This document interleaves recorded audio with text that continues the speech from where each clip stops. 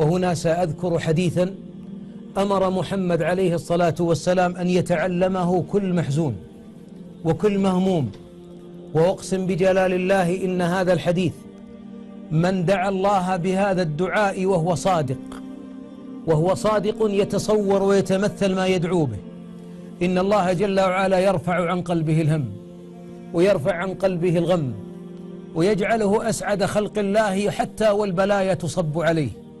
لأننا أيها الأحباب نسير في هذه الدنيا والراحة بعد الصراط، الراحة بعد الصراط قبل جنان النعيم، يوم أن نجتمع على باب الجنة اللهم آمين.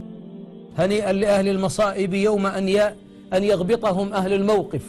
يتمنى أهل الموقف إذا رأوا أهل المصائب وقد صبت عليهم الأجور تمنوا لو أن في الدنيا قرضت أبدانهم بالمقاريض، كما ورد عنه عليه الصلاة والسلام.